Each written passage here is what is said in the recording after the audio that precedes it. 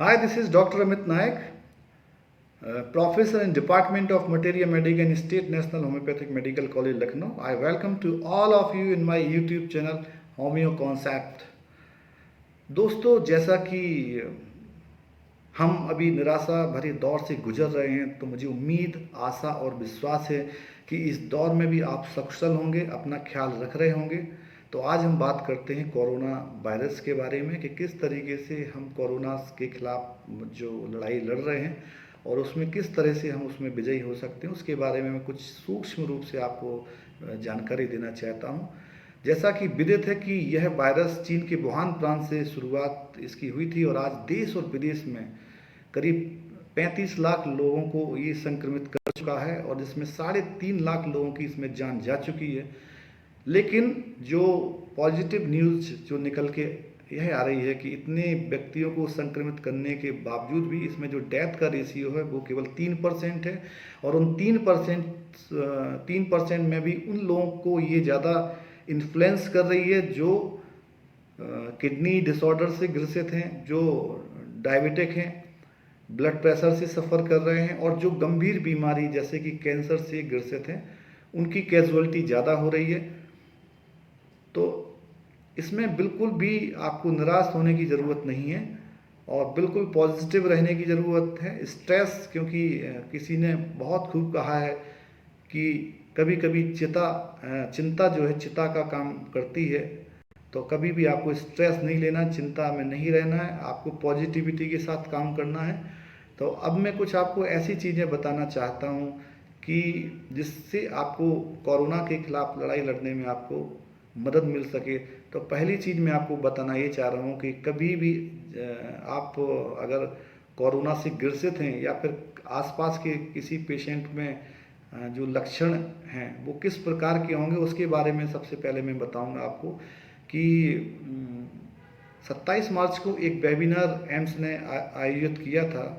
तो उस वेबिनार में जो सिम्टम्स 12 सर्कुलेट किए गए थे कि अगर यह सिम्टम हमारे शरीर में आ रहे हैं तो वो पेशेंट कोरोना से ग्रसित हो सकता है, उसकी तुरंत इन्वेस्टिगेशन उसका कराना चाहिए। तो मैं एक होम्योपैथिक चिकित्सक हूँ, तो मैं होम्योपैथी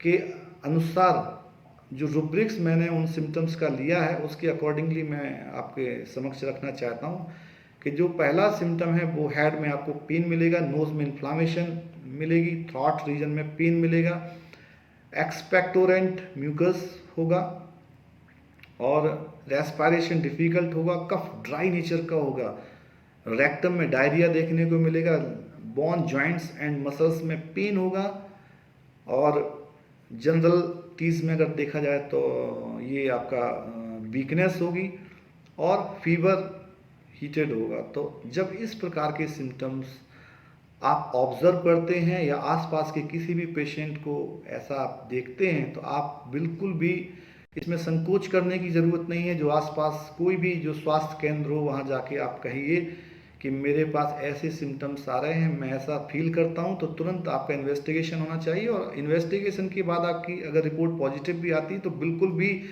भयभीत होने की ज़रूरत नहीं है। आप तुरंत इस बात की सूचना जो है आप डॉक्टर्स को दीजिए, गवर्नमेंट को भी दीजिए, शासन प्रशासन को भी दे सकते हैं, ताकि और लोगों में अगर संक्रमण का खतरा है वो आपकी वजह से ना हो। तो इस चीज़ का आपको बहुत ध्यान रखना पड़ेगा। अब हम किस तरीके से अपनी इम्यूनिटी को डेवलप करें, ये क्वेश्चन बहुत बड़ा है। तो सबसे पहले मैं बताना चाहूँगा कि नेचुरोपैथी के द्वारा किस तरीके से इन चीज़ों पे आप कंट्रोल कर सकते हैं और नेचुरोपैथी किस तरीके से इसमें मदद करती है उसके बारे में मैं आपको बताना चाहूँगा। अगर आप गुनगुने पानी में नींबू का रस लेके दिन में 2 बार लेते हैं तो उससे इम्यूनिटी आपकी बढ़ती है और जितनी भी सिट्रस चीज़ें हैं, चाहे वो आपका संतरा, मौसम्बी, ये भी आपकी इम्यूनिटी बढ़ाने में महत्वपूर्ण भूमिका निभाती है। और आपको याद हो कि कभी भी कफ, कोल्ड, कोराइज़ा की प्रॉब्लम्स हो जाती थी तो कुछ नेचुरल चीज़ें जैसे कि आपका तुलसी, काली मिर्च के साथ अदरक का काढ़ा लेने से ऐसी प्रॉब्लम को शॉर्ट आउट करने में बहुत आसानी होती थी और चाय के साथ भी इन चीज़ों को लिया जा सकता था। और आपने सुना होगा गिलॉय, जिससे होम्योपैथिक मेडिसिन टिनोस्पुरा बनती है, उसका काढ़ा या उसका टिंचर दिन में 2 बार लेने से भी इम्यूनिटी को बढ़ाया जा सकता है। अब बात करते हैं योगा की। योगा में एक योग प्रक्रिया होती है जिसका नाम है अनुलोम विलोम। इसको अगर हम दिन में एक बार मॉर्निंग के टाइम, खास तौर पे जब सूरज उगने के पहले अगर आप इसको कम से कम 15 से 20 मिनट करें तो हमारा लंग्स जो है, लंग्स में जितनी भी ब्रीदिंग की डिफ़िकल्टीज़ होती हैं, और अगर सीओपीडी डिज़निया की प्रॉब्लम हो रही है, और आपको जैसा कि विदित है, ज्ञात है कि कोरोना का संक्रमण सबसे ज़्यादा अगर कहीं किसी सिस्टम को डैमेज करता है तो वो रेस्पिरेटरी सिस्टम को है। तो उससे लड़ने में बहुत महत्वपूर्ण भूमिका अदा करता है योग प्रक्रिया में, खास तौर पे जो अनुलोम विलोम है। इसके बाद मैं बात करता हूँ कि हमें कौन कौन सी चीज़ें खाने में लेनी चाहिए और कौन कौन सी चीज़ें नहीं लेनी चाहिए। तो मैं आपको बता दूं कि आपको बैलेंस डाइट लेने की ज़रूरत है, जिसमें protein, vitamins, fat, carbohydrate, minerals हों। लेकिन बाहर की जितनी भी चीज़ें हैं, चाहे वो आपका चाउमीन हो, बर्गर हो, मैगी हो, पिज़्ज़ा हो, इन सब चीज़ों को आपको तुरंत बंद कर देना चाहिए। इससे किसी भी प्रकार का कोई फ़ायदा नहीं है।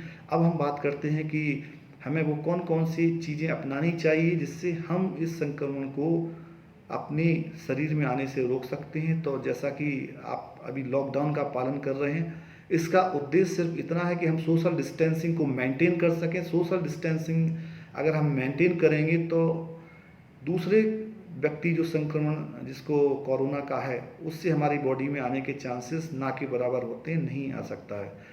दूसरा है कि अगर हम बाहर जाते हैं सब्जी लेने के लिए, दवा लेने के लिए, और कोई भी चीज़ खाद्य पदार्थ लेने के लिए जाते हैं, तो जब हम घर पे आएँ तो कम से कम अपने हाथों को 20 सेकेंड तक पूरे हाथ में साबुन लगा के उसको आपको वॉश करना चाहिए। अगर आप बाहर हैं, ऑफिस में, अगर आप ऐसा नहीं कर पा रहे हैं तो अपने हैंड्स को सैनिटाइज प्रॉपरली करें।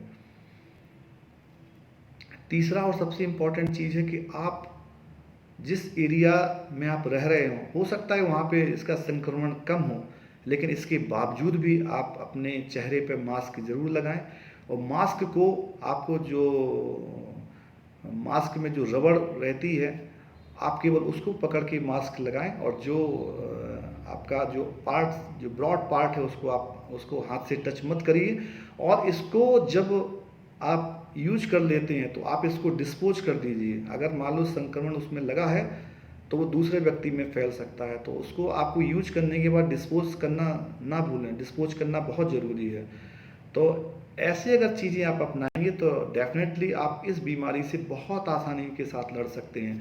अब बात करते हैं कि होम्योपैथी के माध्यम से हम क्या क्या चीज़ें करें कि इस बीमारी से लड़ सकते हैं, और हमें क्या क्या चीज़ें अपनानी चाहिए। तो आपको विदित हो, ज्ञात हो कि भारत सरकार आयुष मंत्रालय ने इम्यून बूस्टर के लिए होम्योपैथिक मेडिसिन आर्सेनिकम एल्बम को रिकमेंड किया है, और बहुत सारे प्रदेशों में इसको फॉलो किया जा रहा है। बहुत हजारों लाखों व्यक्तियों को आर्सेनिकम एल्बम मेडिसिन दी जा चुकी है।